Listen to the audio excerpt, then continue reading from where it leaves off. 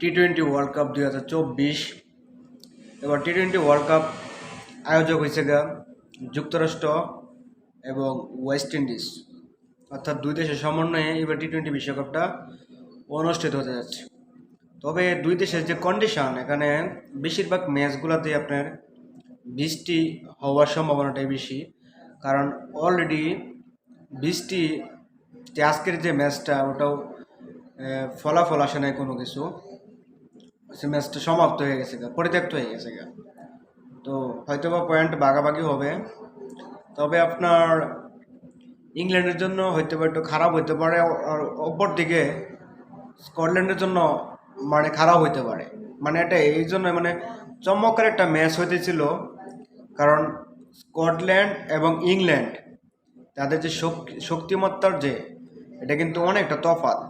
কারণ ইংল্যান্ড এবং Scotland, England অনেকটা অনেকটা এগিয়ে থাকা দল, আর স্কটল্যান্ড অনেকটা পিছিয়ে থাকা দল। তারপরেও কিন্তু খুব ভালো ক্রিকেট খেলতেছিল স্কটল্যান্ড। তারা 10 ওভারে 90 রান সংগ্রহ করে বিনা উইকেটে, তার মানে ম্যাচটা খুব চমৎকার হইতে যাচ্ছিল।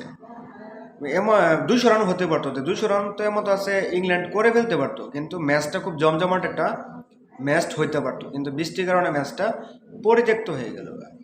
অপরদিকে আজকে নেপাল আর নেদারল্যান্ড, এই ম্যাচটা খুবই লো স্কোরিং একটা ম্যাচ, কারণ নেপাল আজকে তাদের ব্যাটিং ব্যর্থতার কারণে 110 রানের মতো সংগ্রহ করে। অপরদিকে নেদারল্যান্ড তারা জয়টা খুব সহজেই তুলে নিতে পারবে।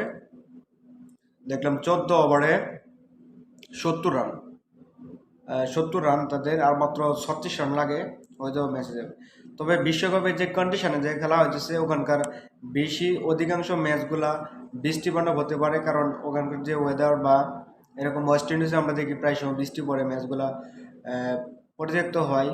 কারণ জানি না, ওয়ার্ল্ড কাপ খেলা অবশ্যই তো আইসিসি একটা ভালো ভালো সিদ্ধান্ত অবশ্যই নিয়েছে, তবে যে ওয়েদার কি যুক্তরাষ্ট্রে এবং কি অনেকগুলো ম্যাচ বৃষ্টি হওয়ার সম্ভাবনা বেশি, হয়তো আমরা আমরা দর্শকরা অনেকগুলো ম্যাচ মিস করে ফেলবো এই বৃষ্টির কারণে। যেরকম আজকে একটা ম্যাচ হতেছিল আপনার স্কটল্যান্ড এবং কি ইংল্যান্ড, খুবই জমজমাট একটা ম্যাচ হতে পারতো, কিন্তু ম্যাচটা বৃষ্টির কারণে আমরা দেখতে পারলাম না।